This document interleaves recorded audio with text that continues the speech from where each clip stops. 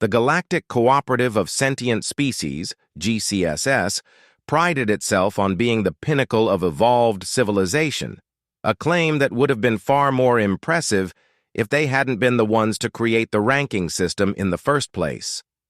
For over 12,000 years, this illustrious congregation of self-important species had maintained what they called perfect harmony, which primarily consisted of an intricate bureaucracy, trade agreements that were disproportionately favorable to founding members, and an impressive number of committees dedicated to discussing the formation of other committees.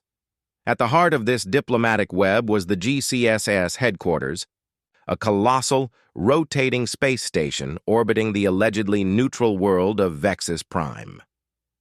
This gas giant, with its swirling purple atmosphere, provided a suitably dramatic backdrop for the station, a structure that looked as if a drunken architect had been asked to merge an octopus, a chandelier, and a corporate office park using only materials that gleamed unnecessarily. It was in this orbiting monument to bureaucracy that the most important decisions in the galaxy were made, or more accurately, endlessly debated until any sense of urgency faded into the void.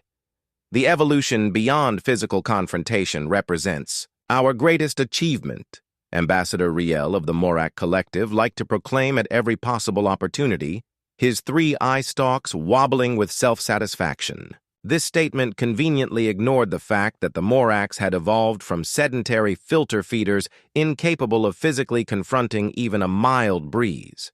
Indeed, most GCSS species had either evolved or engineered themselves away from anything resembling physical prowess. The Alani had replaced their limbs with hover technology.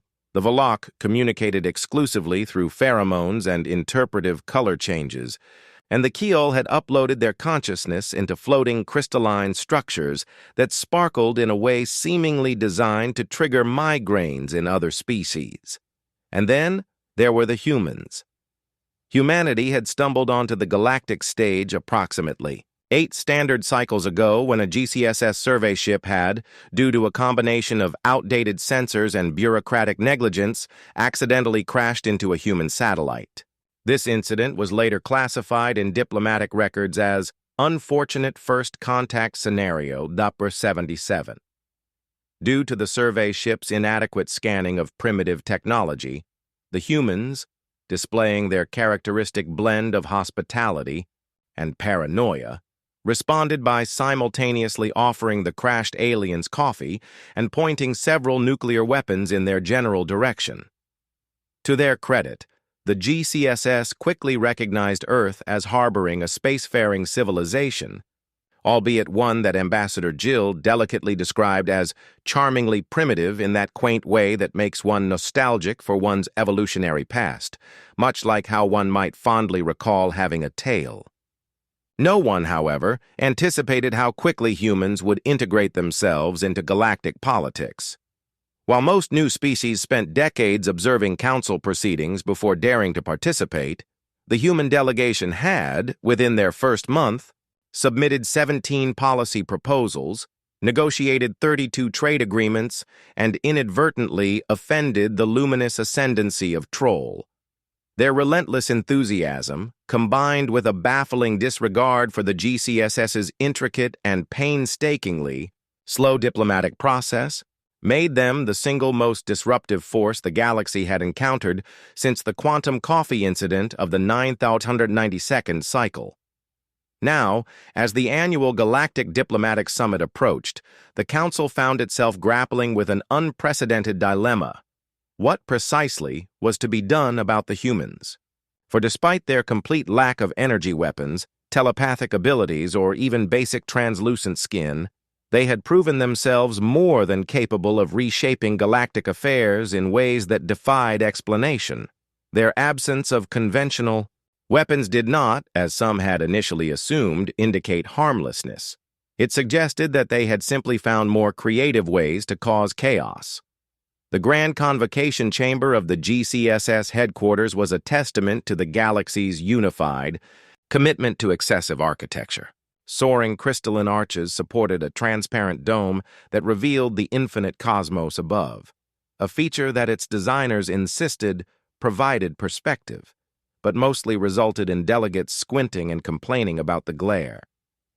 The chamber floor was arranged in concentric rings of floating platforms, each equipped with atmosphere modulators, translation matrices, and cup holders that, ironically, fit every known drinking apparatus in the galaxy except human coffee mugs.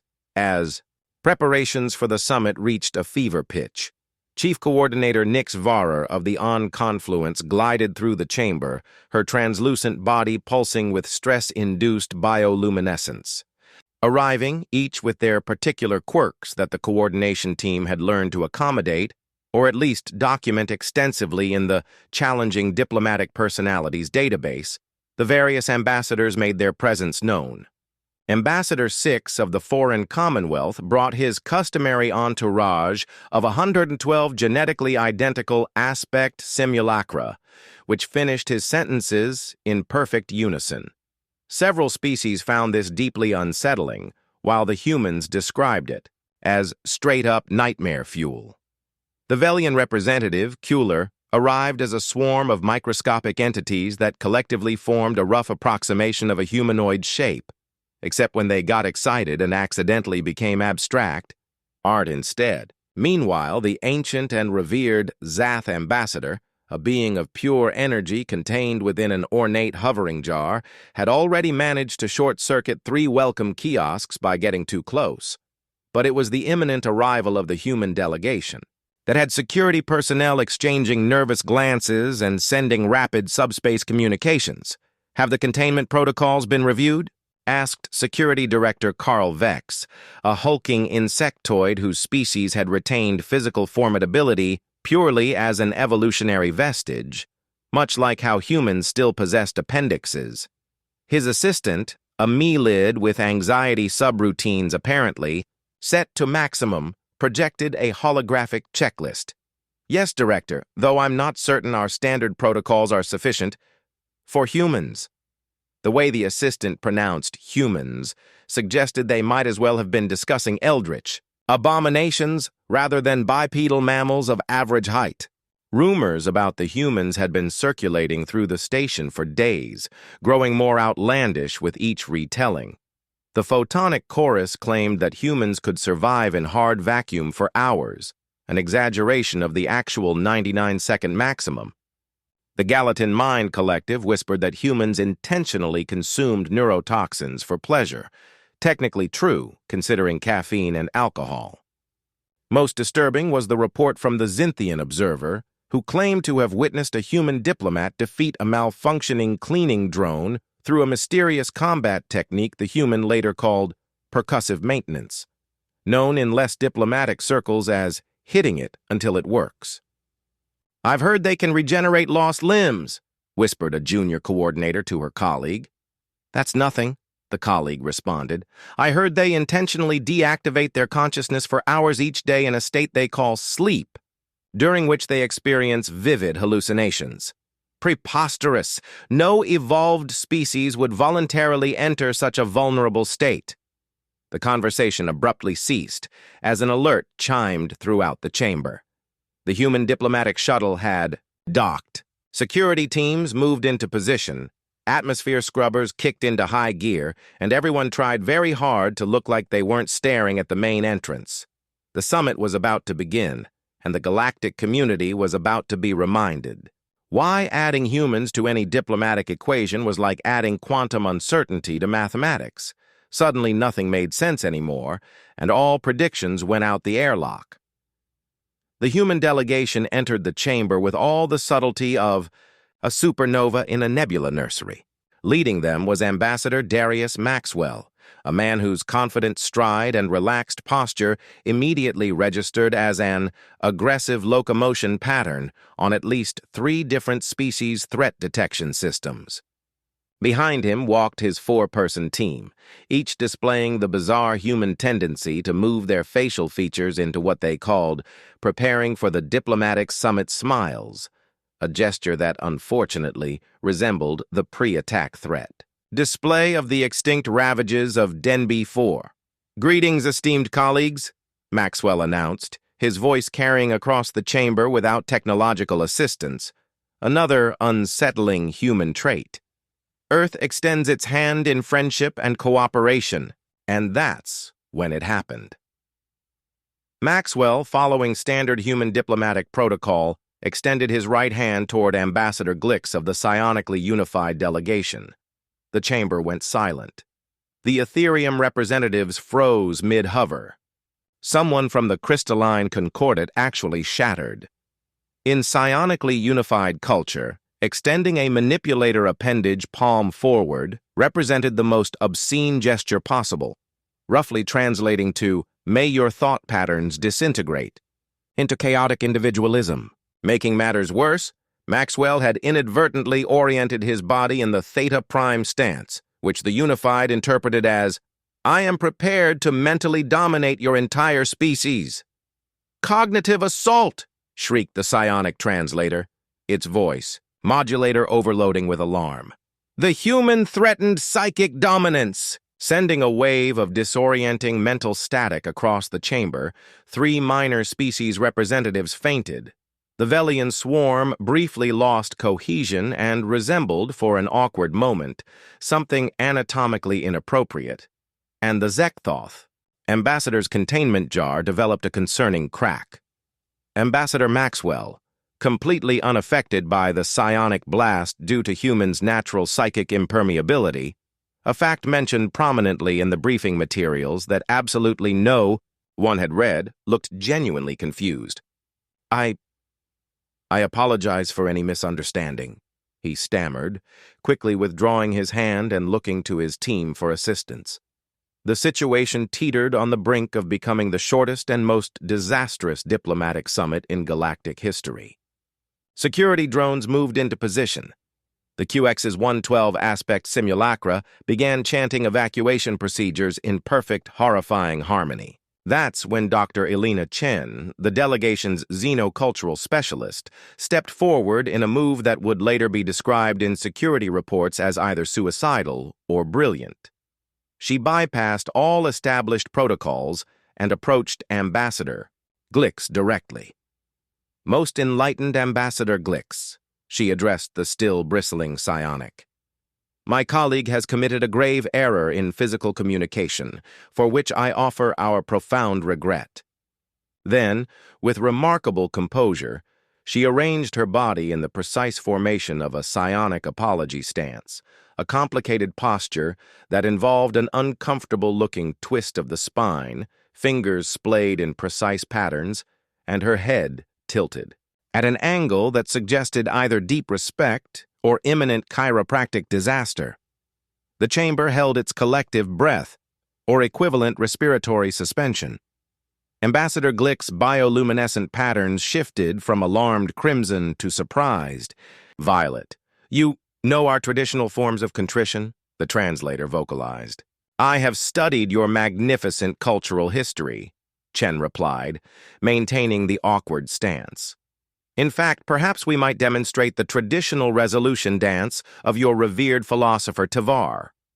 What followed was 5 minutes of what appeared to be Chen having some sort of medical emergency, but was apparently a sacred psionic ritual rarely performed for outsiders.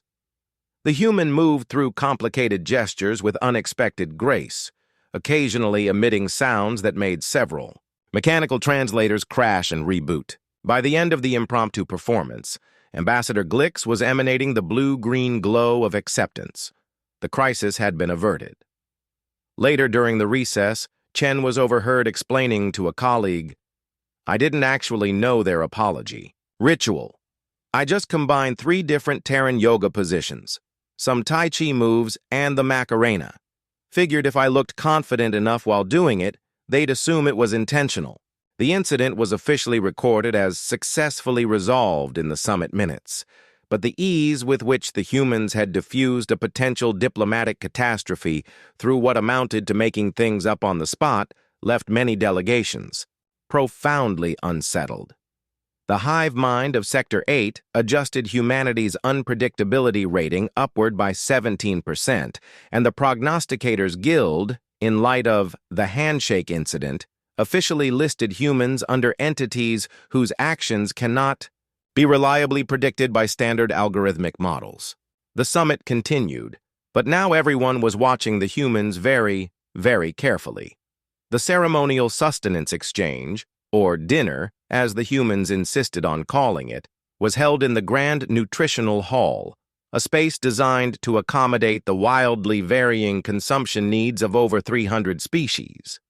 The room was sectioned into environmental zones ranging from the methane-rich gas feeder corner to the superheated plasma consumption booths, where energy beings sipped from containment fields of pure fusion reaction. The centerpiece of the hall was the infamous diplomatic buffet table, stretching nearly 100 meters and featuring cuisine that defied conventional understanding of what constituted food. Floating orbs of liquid nutrients pulsed with bioluminescence beside crystalline structures that slowly dissolved in atmosphere. Tiny anti-gravity plates carried writhing delicacies that were still alarmingly active. Ambassador Maxwell surveyed the alien smorgasbord with an expression that diplomatic training couldn't quite mask as anything other than thinly veiled horror. "Remember," Dr. Chen whispered to the human delegation, "consumption methodology is often as important as what you consume. The Aryans digest through their epidermal layer. They'll be offended if you use your mouth. The quantum harmonics absorb food through contemplation alone. And whatever you do, don't eat anything glowing purple. That's not food. It's most likely a sentient delegation, decorative light fixture, or someone's infant." The humans nodded, expressions suggesting they were mentally preparing for battle rather than dinner. Across the hall, consumption rituals were already in full swing.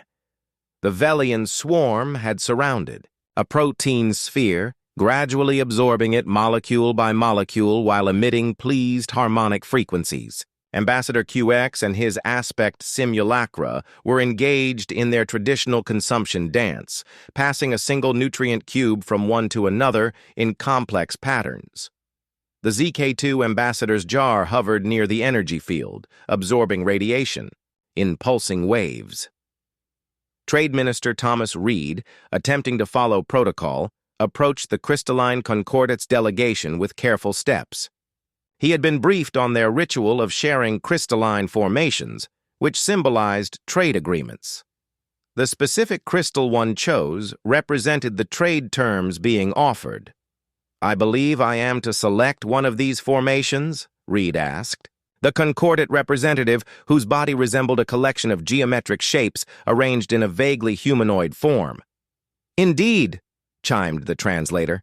"Choose wisely, for your selection speaks your intentions." Reed examined the array of crystals before him, each one labeled in the concordate's native geometric script, completely indecipherable to human eyes. After a moment's hesitation, he selected a modest blue-green hexagonal structure. The crystalline representative's facets rearranged in what might have been surprise. "You chose the 7th arrangement. This suggests a reduced tariff structure across all 17 of your primary export categories with immediate implementation." Reed, realizing he had accidentally proposed a radical trade agreement, maintained his diplomatic composure. "Yes, Earth believes in direct approaches to mutually beneficial arrangements." Such boldness, such disregard for the traditional 12-cycle negotiation period. The crystal being's facets rearranged again, this time in what appeared to be admiration. "The concordate finds your forthrightness refreshing." Within minutes, word of Reed's strategic genius had spread through the banquet hall. The human had apparently bypassed years of delicate trade positioning with a single, seemingly casual selection. "Did you see what the human did?" Ambassador Hesk of the Trillions whispered to his aide, 3 of his 7 digestive sacs bubbling anxiously. "No posturing, no preliminary arrangements, just immediate commitment to terms that benefit both parties." "Terrifying," agreed the aide. "Such directness could destabilize the entire concept of extended negotiation protocols." Across the hall, Dr. Y.F. Ibrahim, the human delegation's physicist, had inadvertently gathered an audience of quantum probability engineers. He was attempting to explain, through a combination of hand gestures and improvised diagrams drawn on a napkin, the human concept of gut feeling as it applied to scientific inquiry. "Sometimes you just know something's right before you can prove it," he explained, aware that his casual dismissal of pure logical progression was causing existential panic among the probability-worshipping quantum engineers. "They can make intuitive leaps without calculation matrices?" One engineer telepathically communicated to another. "Is that even allowed?" By the time dessert was served, a fascinating anti-gravity confection that had to be eaten upside down, various delegations had begun clustering in corners, urgently discussing the human approach to diplomacy. The Prognosticators Guild representatives were frantically updating their predictive models. The psionic unionists were attempting to detect any hidden technological assistance the humans might be using to achieve such diplomatic results, finding none, which disturbed them even more. "They're not just physically unpredictable," Ambassador Glix observed to a colleague. "Their verbal constructs function as conceptual weapons. They deploy these casual remarks and offhand suggestions that completely reconfigure established parameters." "Perhaps," replied the colleague, watching as Ambassador Maxwell accidentally charmed the notoriously reclusive gas cloud consciousness by complimenting its beautiful nebula patterns, which were actually a mild case of indigestion. "We should classify their words as munitions." The first sign that something was wrong came when the atmospheric regulators in the Grand Nutritional Hall suddenly shifted from a pleasant multi-species compromise to actively trying to asphyxiate everyone. The lights flickered, dimmed, and then switched to the emergency crimson glow that somehow managed to make every situation feel apocalyptic. Attackers converged on a group of defenseless representatives from non-physical species. Patel sprinted across the chamber covering ground with speed that made several anti-gravity-propelled species reevaluate their understanding of efficient locomotion. She slid beneath a disruptor blast, rolled to her feet, and proceeded to incapacitate all three attackers, using nothing but precisely delivered strikes to what she would later describe as pressure points that worked surprisingly well. Across most bipedal species, by the time Security Director Kurvex managed to restore power to his combat drones, the humans had already neutralized. 7 of the 12 intruders improvised a medical triage area for injured delegates, and Ibrahim had not only stabilized the life support systems, but had apparently improved their efficiency by about 12% while he was at it. As security finally secured the remaining attackers, an eerie silence fell over the chamber. Delegates stared at the humans with new expressions, not just fear or confusion, but the dawning realization that these seemingly unspecialized beings had just demonstrated more adaptability, strength in combat, effectiveness without weapons than most specialized warrior castes could achieve with full armaments. "They don't carry weapons," Ambassador Glix whispered to Calix, his psychic emanations tinged with awe and horror, "because they simply don't need them." The emergency session of the Galactic Security Council convened in the auxiliary chamber, a smaller, significantly less impressive room than the main hall, but one with the distinct advantage of having functional doors that could be locked. Representatives from the 12 principal governing species had gathered around. A circular table that hovered at precisely the most uncomfortable height for every single human's improvised defense tactics attendee. High Chancellor Vortex of the Ilani presided his hover chair, emitting the low-pitched hum that indicated extreme agitation.